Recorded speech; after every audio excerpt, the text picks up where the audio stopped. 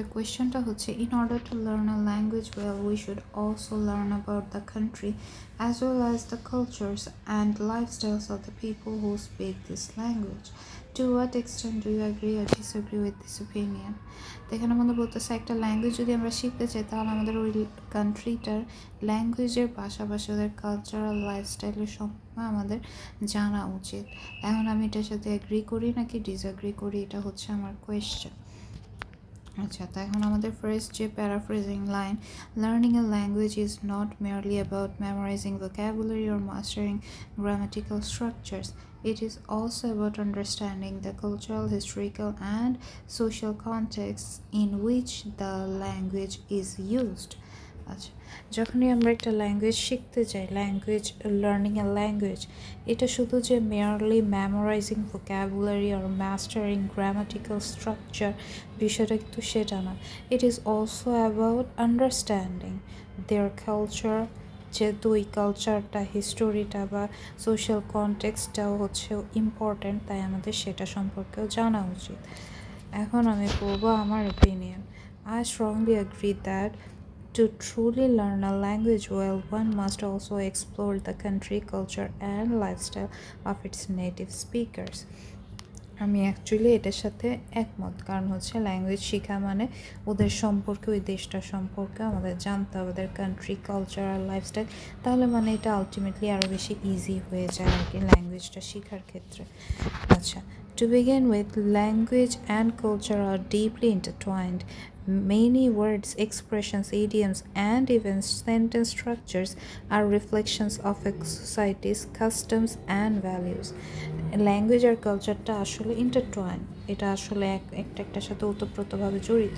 ওইটার থেকেই দেখা যায়, কালচারের থেকেই দেখা যায় অনেকগুলো ল্যাঙ্গুয়েজেরও ইডিয়ামস, প্রোভার্বস এগুলা এসে থাকে। যেমন ধরা যে কি বিভিন্ন ওয়ার্ডস, এক্সপ্রেশনস, ইডিয়ামস, তারপর যে সেন্টেন্স স্ট্রাকচার, এগুলো সবই আসলে রিফ্লেক্ট করে একটা সোসাইটির কাস্টমস থেকে, ভ্যালিউস থেকে, সব কিছু। For example, the Japanese language contains multiple levels of politeness that correspond to social hierarchy and relationship dynamics, features that can only be fully grasped by understanding Japanese culture. এখন যে জাপানের যে আছে না, কামি সামা, কামি সান, এরকম কত ঘোড়ার ডিম আছে, সামা সান, হাবি জাবি, এরকম কুন আছে, কী কী হাবি জাবি আছে, ওরা নামের আগে পরে ওরা ইউজ করে, ওদের হচ্ছে অনারিফিক হিসেবে। এখন ওরা যেহেতু অনেক পোলাইটনেসের জন্য ওরা অনেক ফেমাস জাপান। এখন আমরা ওদের সেই সোশ্যাল হায়ারার্কিটা না বুঝি, যে বড়োদেরকে কী বলে বা কোন স্টেটাসের মানুষরা কী বলে, বা রিলেশনশিপে আবার আলাদা, ওদের হচ্ছে যে যদি জামাই বউ হয় সেগুলো আবার নামের জন্য আলাদা। এখন যদি আমরা ওদের যে কালচারটা, সেটাকে যদি আমরা ফুলি গ্রাস্প না করি, তাহলে কি হবে, আমরা জাপানিজ কালচারটাকে না বুঝলে ওদের ল্যাঙ্গুয়েজটা পুরোপুরি বুঝতে পারবো না। Similarly, idioms like spill the beans in English or kick the bucket carry meanings that are difficult to decode without cultural context. এখন আমরা যদি স্পিল দ্য বিনস বলি ইংলিশে, তাহলে এটার যদি একটা লিটারাল মিনিং হয়, সেটা কি, যে বিনগুলা ফালায় দাও, কিন্তু ইংলিশ এটার মিনিং কি, স্পিল দ্য বিনস মানে হচ্ছে যে তোমার সিক্রেটটা বলো, বা তুমি কি জানো সেগুলো বলো। তো এরকম যদি আমরা ওদের যদি কালচার সম্পর্কে না জানি, ওদের নেটিভ বিষয় সম্পর্কে যদি না জানি, তাহলে এইসব কনটেক্সটগুলো অনুযায়ী ল্যাঙ্গুয়েজটা আসলে ডিকোড করা একটু ডিফিকাল্ট হয়ে যাবে। Therefore, cultural knowledge greatly enhances a learner's ability to interpret and use language appropriately. তাই একটা কালচারাল নলেজ অনুযায়ী যখন লার্নার্স অ্যাবিলিটি যদি ইনহ্যান্স করতে চায়, তাহলে ইন্টারপ্রেটার যে ল্যাঙ্গুয়েজের যে ইউজটা, সেটা আসলে কালচারাল নলেজের থেকে আমাদের অ্যাপ্রোপ্রিয়েটলি শিখতে হবে। Moreover, understanding culture improves communication beyond the literal meaning of words. এছাড়াও যখন আমরা একটা কালচার শিখবো, মানে কালচার সম্পর্কে জানবো, আন্ডারস্ট্যান্ডিং আমাদের বাড়বে, তখন কমিউনিকেশনের বাইরেও আমরা অনেক কিছু সেটা সম্পর্কে জানবো। Native speakers communicate with gestures, tone, and context, elements that are often shaped by their lifestyle and beliefs. নেটিভ স্পিকাররা মোস্টলি কীভাবে হচ্ছে কমিউনিকেট করে ওদের জেস্চার দিয়ে, টোন দিয়ে বা কনটেক্সট দিয়ে, যেগুলো আসলে তাদের লাইফস্টাইল আর বিলিফ থেকেই আসে এইসব এলিমেন্টগুলো। এখন যেমন দেখা যায় যে হচ্ছে আমি ফ্রেন্ডস দেখতে গেলাম, অনেকগুলা জোক বুঝি না, কারণ আমি ওদের সেই সোসাইটাল যে ইয়াগুলা কনটেক্সটটা সেটা আমি জানি না, তো আমি জোকগুলো বুঝতে পারবো কোথা থেকে। Without cultural insight, a learner might unintentionally sound rude, overly formal, or awkward in everyday conversation.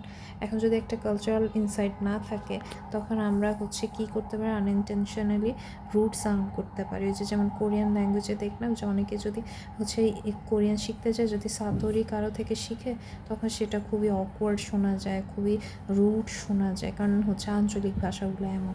তারপর আবার অনেকে দেখা গেল বুড়া কারোর থেকে শিখলো, তখন সেটা ওভারলি ফর্মাল শোনা যায়। এইসব এভরিডে কনভারসেশনের জন্য তখন এইসব ইস্যুস ক্রিয়েট হয়। For instance, how humor or directness is perceived varies greatly across cultures, and misinterpreting these nuances can lead to ineffective or even offensive interactions. এখন এক্সাম্পল হিসেবে বলতে পারি যে হচ্ছে হিউমার আর ডাইরেক্টনেস যেভাবে পারসিভ করা হয় সেটা আসলে বিভিন্ন কালচারে বিভিন্ন রকম। তখন যদি এক এক কালচার অনুযায়ী ভিন্ন ভিন্নভাবে যদি মিস ইন্টারপ্রিট করা হয়ে যায়, তখন এটা কী হতে পারে, তখন যে নুয়েন্সটা যে হচ্ছে ভিন্নতা সেটা আসলে ইনএফেক্টিভ হয়ে দাঁড়ায়, আবার অনেক সময় অফেন্সিভ একটা ইন্টারেকশন হিসেবেও দাঁড়ায় যায়। যেমন আমরা দেখি যে কোনো জায়গার বুলি, কোনো জায়গার গালি, এই টাইপের একটা অবস্থা আর কি। In addition, cultural learning increases motivation and engagement. এছাড়া যখন আমরা কালচারাল লার্নিং হচ্ছে একটা কালচার সম্পর্কে আমরা শিখবো, এটা আমাদের মোটিভেশন আর এঙ্গেজমেন্টটাও হচ্ছে কী করে বাড়ায়। ওই যে যেমন হচ্ছে আমরা কোরিয়ান যখন K-pop সম্পর্কে জানতেছি, তখন ল্যাঙ্গুয়েজটা শিখতে আমাদের মোটিভেটেড করতেছে, আরও এঙ্গেজমেন্ট বাড়াই দিতেছে। When students are exposed to a language's music, food, festivals, and cinema, they become emotionally invested in the language learning process. একটা স্টুডেন্ট যখন একটা দেশের ল্যাঙ্গুয়েজ শিখতে যায়, যখন তাদের গানের প্রতি তাদের একটা ভালো লাগা, ফুড, ফেস্টিভ্যাল, সিনেমা, যেমন আমার কোরিয়ান ভালো লাগে, তাই ওইটার প্রতি একটা ফ্যাসিনেশন কাজ করে, আর আমি খুবই ইমোশনালি ইনভেস্টেড ওই ল্যাঙ্গুয়েজটা শেখার ক্ষেত্রে। তখন হয়ে গেছে কি আমি নিজে ওই ল্যাঙ্গুয়েজটা শিখে গেছি। This emotional connection fosters long-term retention and a more holistic learning experience. আর এই যখন একটা ইমোশনাল একটা কানেকশন হয়ে যায়, তখন একটা লং টার্ম রিটেনশন, যে আমার মেমোরি আমাকে মনে রাখায় দিবে এই ল্যাঙ্গুয়েজটা, আমি ইজিলি ভুলবো না, তখন একটা হলিস্টিক লার্নিং একটা এক্সপিরিয়েন্স হয়, যে আমি ওভারঅল লার্নিং একটা এক্সপিরিয়েন্স পাইতেছি। ওদের ল্যাঙ্গুয়েজ, কালচার, একদম সব কিছুর একটা ওভারঅল আমার লার্নিং হয়ে গেছে। Many successful language learners attribute their fluency to immersion in both the language and the lifestyle of the people who speak it. অনেক সাকসেসফুল ল্যাঙ্গুয়েজ লার্নার দেখা যায় যে ওদের ফ্লুয়েন্সিটা হচ্ছে তখন কী হয়ে যায়, ইমার্শন, মানে একটা ইনক্লুডেড হয়ে যায় ওদের ল্যাঙ্গুয়েজের মধ্যেও, আবার লাইফস্টাইলের মধ্যেও, ওইসব দেশে যেখানকার ল্যাঙ্গুয়েজটা শিখতেছে। Admittedly, some argue that language can be learned purely through textbook or digital platforms, especially for academic or professional purposes. আবার অনেকে বলে কি যে হচ্ছে ল্যাঙ্গুয়েজটা যে শেখা, এটা আসলে টেক্সট বুক আর ডিজিটাল যে হচ্ছে প্ল্যাটফর্ম, এগুলোতে হচ্ছে আসলে বেশি ভালোভাবে শেখা যায়। কিসের জন্য? কারণ যখন একাডেমিক আর প্রফেশনাল পারপাসে যাবে তখন। এখন আমি যে কোরিয়ান ল্যাঙ্গুয়েজ শিখলাম, সেটা তার আমি হচ্ছে কি একাডেমিক্যালি শিখি নাই, তাই আমি কি লিখতে পারবো না, কিন্তু আমি মুখ দিয়ে বলতে পারতেছি, এরকম কিছু ইস্যুস তো থেকে যায়। আচ্ছা, while this may be sufficient for passing exam or completing tasks, it rarely leads to true fluency or confidence in real life communication. হয়তো এখন হচ্ছে আমি যদি এটা মানে লিখে শিখতাম, তখন হতে পারে কি আমি যে রিটেন টাস্ক ওইটাতে আমি হয়তো বা পারতাম, এক্সামে পাশ করতাম কোরিয়ান যে ল্যাঙ্গুয়েজ এক্সাম সেটাতে, কিন্তু এটাতে আমার ট্রু ফ্লুয়েন্সি বা কনফিডেন্স যে রিয়েল লাইফ কমিউনিকেশনে সেটা আসতো না। কারণ যে আমি দেখছিলাম যে একটা ছেলে কোরিয়ান ল্যাঙ্গুয়েজ শিখছে কিন্তু অ্যাকচুয়ালি প্রোনাউন্সিয়েশনও হয় না, কনফিডেন্সও নয়, রিয়েল লাইফ কমিউনিকেশনও পারে না। Language is a living system, it evolves and exists within a cultural framework that can not be fully captured by formal study alone. Language এমন একটা লিভিং একটা সিস্টেম যেটা আসলে ইভলভ করে আর এক্সিস্ট করে একটা কালচারাল ফ্রেমওয়ার্কের মধ্যে, যেটা আসলে ফুলি ক্যাপচার করা যায় না ফর্মাল স্টাডি দিয়ে যদি কেউ শিখতে চায় একটা ল্যাঙ্গুয়েজ, এটা আসলে পসিবল না। একটা ফান লাগে, এঙ্গেজমেন্ট লাগে সেরকম। In conclusion, learning about the country, culture and lifestyle associated with the language is not optional, it is essential. তাই বলা যায় আসলে একটা ল্যাঙ্গুয়েজ যখন শিখতে যাবে তখন সেই দেশটার কালচার, লাইফস্টাইল এই সব কিছু আসলে ওই কান্ট্রিটার ল্যাঙ্গুয়েজের সাথে আসলে কি যে লাগানো, এটা ওদেরও সেগুলো সম্পর্কে জানা যে প্রয়োজন, এটা আসলে অপশনাল না, এটা এসেনশিয়াল। না জানলে আসলে মানুষ এভাবে ইমার্স হইতে পারে না একটা ল্যাঙ্গুয়েজ শেখার ক্ষেত্রে। Such knowledge enriches vocabulary, sharpens communication skills and brings language to life. এই টাইপের যখন নলেজ থাকে যে কান্ট্রির যে কালচারাল লাইফস্টাইল এসবের যখন একটা নলেজ থাকে, তখন হয়ে যায় কি কমিউনিকেশনটা কি হয়, কমিউনিকেশন স্কিলটা শার্প হয়ে যায়, ভোক্যাবুলারি ইনরিচ হয়ে যায়, তারপর সেই পুরো ল্যাঙ্গুয়েজটাকে কি করে একটা পুরো জীবন্ত করে তোলে। Therefore, I strongly believe that cultural understanding should be an integral part of any language learning journey. তাই আমার মতে কি এই যে একটা কালচারাল যে আন্ডারস্ট্যান্ডিং, এটা আসলে একটা শার্প একটা পার্ট হওয়া উচিত, একটা ইম্পর্টেন্ট পার্ট হওয়া উচিত একটা ল্যাঙ্গুয়েজ লার্নিং জার্নির জন্য। ইন্টিগ্রাল মানে কি এসেনশিয়াল, তাই একটা এসেনশিয়াল একটা পার্ট আসলে হওয়া উচিত যে ওই ল্যাঙ্গুয়েজটার কালচার সম্পর্কেও আমাদের জানতে হবে। কিছু ভোক্যাবুলারি,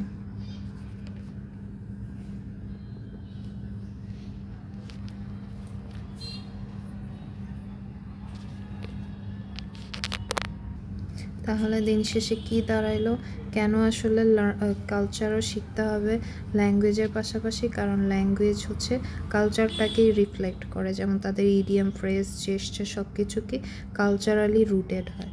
তারপরে যে কালচারাল যে কনটেক্সট আর যে এক্সপ্রেশনগুলো, এই কালচারাল কনটেক্সট ছাড়া আসলে কি মিসআন্ডারস্টুড হয়ে যায়, আমরা অ্যাকচুয়াল মিনিং বুঝি না। যেমন spill the bean, kick the bucket, ওইরকম আর কি। তারপর যে একটা বেটার কমিউনিকেশন স্কিল, তখন লার্নাররা যখন সোশ্যাল এইসবের সম্পর্কে জানে, তখন একটা ওদের টোন আর politeness, humour, formal informal register এগুলো বুঝে। যেমন কোরিয়ান, তারপর জাপানিজ, ওইসব ল্যাঙ্গুয়েজ আমরা দেখি।